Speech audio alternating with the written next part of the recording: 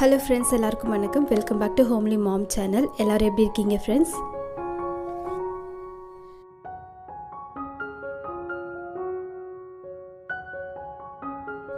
இன்னைக்கு நம்ம ஒரு சண்டே ஸ்பெஷலான vlog-ஓட சேர்ந்து ஒரு நான்வெஜ் ரெசிபியும் பார்க்க போறோம். இன்னைக்கு நான் வந்து எறா குழம்பு பண்ணிருக்கேன். சோ அத நான் உங்களோட ஷேர் பண்ணிக்கிறேன்.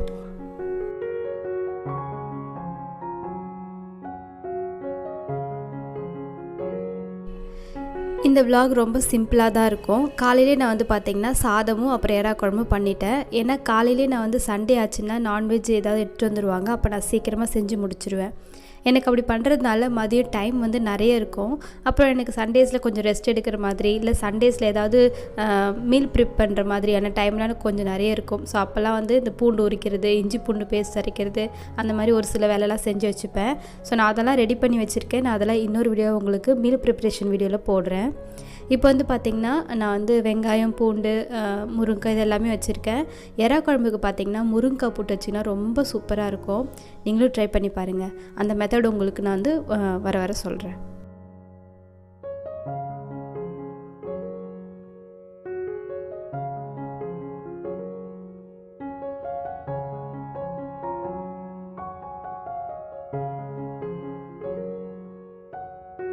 நிறைய பேர் வந்து பார்த்திங்கன்னா, அக்கா எப்படி நீங்கள் வந்து சாதம் இந்த மாதிரி பாத்திரத்தில் வடிக்கிறீங்க, நாங்களாம் குக்கரில் தான் செய்கிறோம், நீங்கள் எப்படி செய்கிறீங்கன்னு எங்களுக்கு செஞ்சு காமிங்கன்னு நிறைய கேட்டிருந்தீங்க. அதெல்லாம் நான் உங்களுக்கு இன்னொரு வீடியோவில் சொல்கிறேன். ஏன்னு பார்த்தீங்கன்னா மோஸ்ட்டாக நம்ம வீட்டில் குக்கர் சாப்பாடெலாம் அதிகமாக சாப்பிட மாட்டோம். ஏதாவது பிரியாணி இல்லை ஏதாவது வெஜ் ரைஸ் வந்து 1 pot ரெசிபி செய்கிறோன்னா அந்த மாதிரினா ஓகே. பட் சாதம் வடிக்கிறது பார்த்திங்கன்னா இந்த மாதிரி பாத்திரத்தில் தான் நான் எப்பயுமே வந்து செய்வேன். அதுதான் வந்து உடம்புக்கும் நல்லது.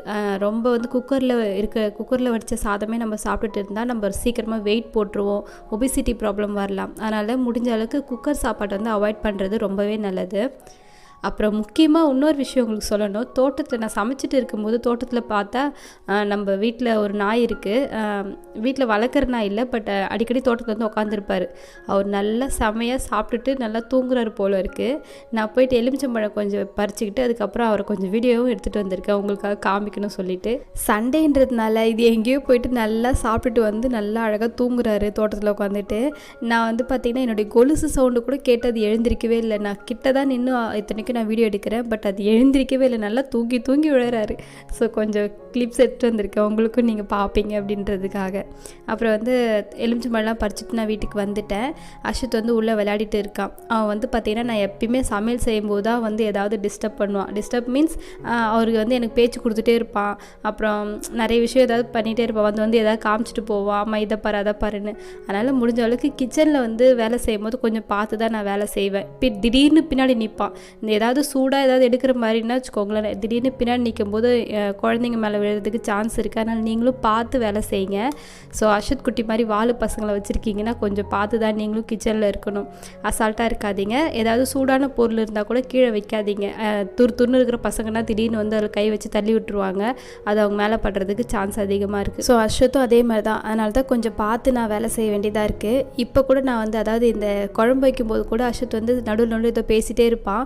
அதெல்லாம் நீங்கள் கேளுங்க. உங்களுக்கு வந்து ஒரு சில வாய்ஸ் வந்து உங்களுக்கு கேட்கும். அதெல்லாம் அவர் பேசுனது தான். நான் சமையல் செய்யும்போது அவர் வந்து கொஞ்சம் டிஸ்டர்ப் பண்ணிட்டு போவார்.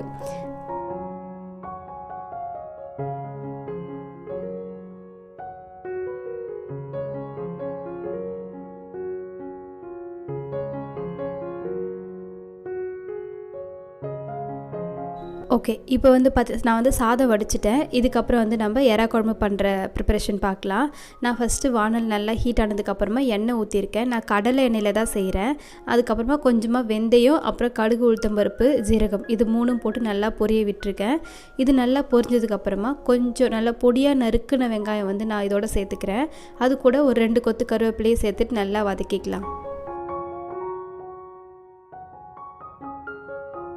நெக்ஸ்ட் அது கூடவே பார்த்திங்கன்னா நான் ஒரு 2 துண்டு வந்து பட்டை சேர்த்துருக்கிறேன். இதோட ஃப்ளேவர் நல்லாயிருக்கும். அதுக்கப்புறம் இஞ்சி பூண்டு பேஸ்ட் வந்து ஒரு 2 ஸ்பூன் சேர்த்துட்டு நல்லா மறுபடியும் மிக்ஸ் பண்ணி விட்டுக்கலாம். இஞ்சி பூண்டோட பச்சை வாசனை போகிற அளவுக்கு நீங்கள் நல்லா வந்து ஃப்ரை பண்ணிக்கோங்க.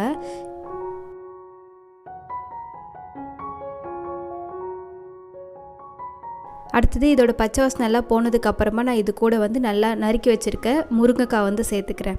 முருங்கைக்காய் வந்து இதோட சேர்க்கும்போது நல்லா கொஞ்சம் ஃப்ளேவர்ஃபுல்லாக இருக்கும். கூடவே பார்த்திங்கன்னா உப்பு, மஞ்சள் தூளும் சேர்த்து நான் நல்லா வந்து மிக்ஸ் பண்ணி விட்டுக்கிறேன். இந்த எண்ணெயிலே இந்த முருங்கைக்காய் வந்து பார்த்திங்கன்னா நல்லா வந்து வதங்கணும், அந்த அளவுக்கு நீங்கள் வந்து மிக்ஸ் பண்ணி விட்டுருங்க.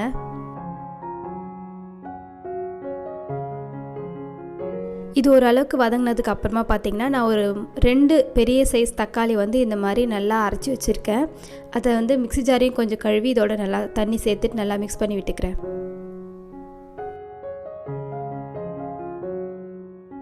இந்த தக்காளி நல்லா வதங்கி மேலே நல்லா எண்ணெய் பிரிஞ்சு வர அளவுக்கு சிம்மில் வச்சு குக் பண்ணுங்கள்.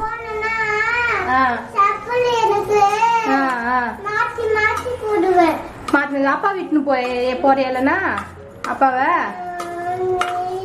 நான் சாப்பாடு தானடி செய்கிறேன். சரி வரேன். சரி நீ வெயிட் பண்ணு, கொஞ்சம் குழம்பு வதக்கிட்டு வரேன். சரி போ. இப்படி தான் வந்து தம்பி அடிக்கடி வந்து கொஞ்சம் டிஸ்டர்ப் பண்ணிட்டு போவார். இப்போ ஓகே, இப்போ வந்து தக்காளி நல்லா வந்து வதங்கிடுச்சு. அந்த தண்ணிலாம் சுண்டி எண்ணெய் நல்லா பிரிஞ்சு வந்திருக்கு பார்த்தீங்களா, இந்த மாதிரி இருக்கணும். இதுக்கப்புறம் நம்ம வந்து வீட்டில் அரைச்ச குழம்பு மிளகா பொடி இருக்குது பார்த்தீங்களா, அது நான் வந்து அதுலேருந்து ஒரு 2 டேபிள் ஸ்பூன் அளவுக்கு நான் சேர்த்துக்கிறேன். இது வந்து காரம் கொஞ்சம் கம்மியாக தான் இருக்கும், அதனால் நான் எக்ஸ்ட்ரா வந்து பட்டை மிளகாத்தூள் வந்து லாஸ்ட்டாக நான் சேர்த்துப்பேன். நான் அதை உங்களுக்கு சொல்கிறேன். இப்போ மிளகாத்தூள் சேர்க்கும் போது பார்த்தீங்கன்னா சிம்மில் வச்சுருங்க, இல்லைனா கேஸ் ஆஃப் பண்ணிவிடுங்க. அந்த மிளகா பொடி வந்து கருகாமல் நீங்கள் வந்து நல்லா மிக்ஸ் பண்ணி விட்டுடணும், அப்போ தான் அதோடய ஃப்ளேவர் வந்து நல்லாயிருக்கும். இப்போ நான் வந்து என்ன பண்ணியிருக்கேன்னா கொஞ்சம் மீடியம் ஃப்ளேமில் வச்சுட்டு உப்பு சேர்த்துருக்குறேன். உப்பு, அதுக்கப்புறம் வந்து கொஞ்சமாக கரம் மசாலா பொடியும் சேர்த்துக்கிறேன். கூடவே காரத்துக்காக கொஞ்சம் சில்லி பவுடரும் சேர்த்துக்கிறேன்.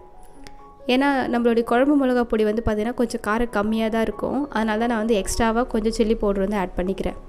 இதெல்லாம் சேர்த்துட்டு இப்போ நல்லா மறுபடியும் ஒரு மிக்ஸ் பண்ணி விட்டுடுங்க.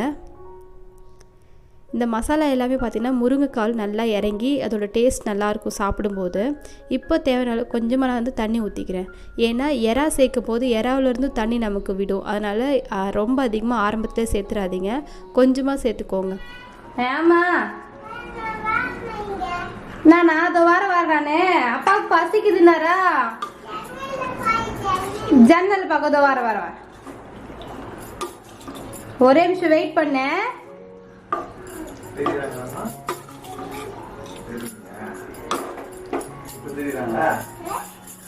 ஹாய்.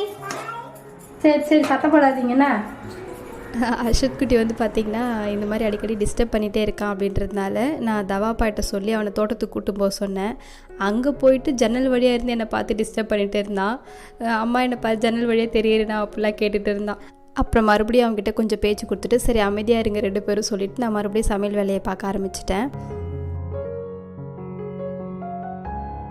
நெக்ஸ்ட் எறா வந்து நல்லா ஒரு 5 நிமிஷம் குக் ஆனதுக்கப்புறமா தேவையான அளவுக்கு தண்ணி ஊற்றி மறுபடியும் ஒரு 5 நிமிஷம் பாயில் பண்ணிக்கலாம்.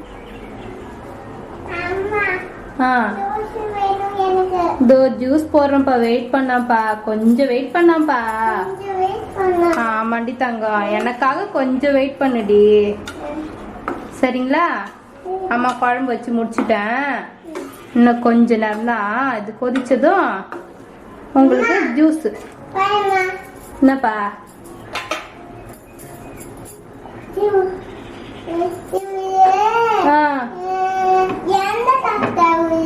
அவரு இப்போ நான் வந்து பார்த்திங்கன்னா சாப்பாடு வேலையெல்லாம் முடிஞ்சு போச்சு. அர்ஷத் வந்து ஜூஸ் கேட்டிருந்தான், அதனால் அவனுக்காக நான் வந்து லெமன் ஜூஸ் போட்டுட்டு வந்தேன். அதை அவர் குடிச்சிட்டு இருக்காரு.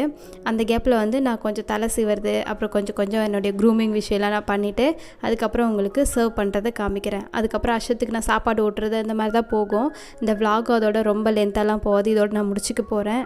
ரொம்ப வந்து லென்த்தாக போட முடியல. நிறைய பேர் கேட்டுகிட்டே இருந்தீங்க, அக்கா நீங்கள் லென்த்தாக ஏன் வீடியோ போட மாட்டீங்க அப்படின்னு. லென்த்தாக போகணுன்னு எனக்கு ஆசை தான், பட் எனக்கு வந்து ரொம்ப வந்து எம்பி அதிகமாகிடுது. அப்படி பண்ணுறதுனால பார்த்திங்கன்னா அப்லோட் ஆகிறது ரொம்ப டைம் எடுத்துக்குது. நான் வந்து 1 மணிக்கெலாம் வீடியோ போடணும்னு நினைப்பேன், ஆனால் வந்து என்னால் அது கண்டிப்பாக வந்து ஒரு சில நாள் முடியவே மாட்டேங்குது. இன்றைக்கி அதாவது இந்த வீடியோ போடுற அன்றைக்கி கூட பார்த்திங்கன்னா என்னால் வந்து எப்படியும் 3 மணிக்கு தான் போடுவோம் போல இருக்குது, அந்த மாதிரி தான் இருக்குது. ஸோ அதனால் லென்த்தாக என்னால் போட முடியல, யாரும் தப்பாக எடுத்துக்காதீங்க. சீக்கிரமாக நான் வந்து எப்படி நம்ம வந்து ரொம்ப லென்த்தான வீடியோ போடலாம், எப்படி வந்து கம்ப்ரஸ் பண்ணலான்றதை பற்றி நான் தெரிஞ்சுக்கிட்டு அதுக்கப்புறம் உங்களுக்கு லென்த்தாக போடுறதுக்கு நான் ட்ரை பண்ணுறேன். அப்புறம் ரீசெண்டாக நிறைய பேர் பார்த்திங்கன்னா, அக்கா நீங்கள் எத்தனை நாளுக்கு ஒரு தடவை தலை குளிப்பீங்கன்னு கேட்டிருந்தீங்க. நான் வந்து பார்த்திங்கன்னா வாரத்தில் 2 நாள் தலை குளிப்பேன். அது வந்து என்னுடைய டைம் பொறுத்து இருக்குது. செவ்வாய்க்கிழமை வெள்ளிக்கிழமை கண்டிப்பாக குளிச்சிடுவேன். மற்றபடி எனக்கு எப்போ தலை குளிக்கணும், ரொம்ப அழுக்காக இருக்குது தலை அப்படின்னு தோணுதோ நான் அப்போ தலை குளிச்சிடுவேன். ஸோ என்னால் அடிக்கடி தலை குளிக்கவும் முடியாது, பட் தலை குளிக்காமல் இருக்கவும் முடியாது. ஏன்னா தலை குளிக்காமல் இருந்தால் டேண்ட்ரஃப் எனக்கு வந்துடும். ஏன்னா எனக்கு ஆயிலி ஸ்கேல்ப் அப்படின்றதுனால. அதனால் நான் வாரத்தில் 2 நாள் தலை குளிப்பேன். ஸோ நம்மளுடைய குழம்பு நல்லா ரெடி ஆகிடுச்சு. இப்போ வந்து பார்த்திங்கன்னா நான் ஒரு அரை லெமன் ஜூஸ் வந்து புழிஞ்சு இதோட நான் வந்து சேர்த்து மிக்ஸ் பண்ணிவிட்டு நம்ம வந்து சர்வ் பண்ணிட வேண்டியது தான். அவ்வளோதான், நம்மளுடைய எறா குழம்பு வந்து ரெடி ஆகிடுச்சு. நல்லா சூடான சாதத்தோடு பிசைஞ்சு சாப்பிடும்போது ரொம்ப டேஸ்ட்டாக இருக்கும். இது வந்து தோசை இட்லி கூட ரொம்ப டேஸ்ட்டாக இருக்கும். ட்ரை பண்ணி பாருங்கள். ஸோ இதுக்கப்புறம் அஷத்துக்கு நான் வந்து சாப்பாடு போட்டு நான் அவனுக்கு வந்து பேசிக்கிட்டே நான் வந்து ஊட்டுற வேலை தான் எனக்கு இருக்குது. அவர் வந்து விளையாடிட்டு இருந்தான். அதனால் அவனை உட்கார வச்சு சாப்பிட்றான்னா சாப்பிட மாட்டான் அவன். அந்த டைமில் சரி விளையாடட்டும் அப்படின்றதுனால அவங்ககிட்ட பேச்சு கொடுத்துக்கிட்டு நான் அவனுக்கு ஊட்டி விட்டுட்டேன். ஸோ இப்படி தான் போச்சு அன்றைக்கி டே. இந்த விலாக் உங்களுக்கு பிடிச்சிருக்குன்னு நினைக்கிறேன். பிடிச்சிருந்தா ஒரு லைக் பண்ணுங்கள். நம்மளோட சேனலை புதுசாக பார்க்குறீங்கன்னா ப்ளீஸ் மறந்துடாமல் சப்ஸ்கிரைப் பண்ணி வச்சுக்கோங்க. உங்களை வேறு ஒரு இதே மாதிரி ஜாலியான விலாகில் வந்து பார்க்குறேன். அது வரைக்கும் பாய்.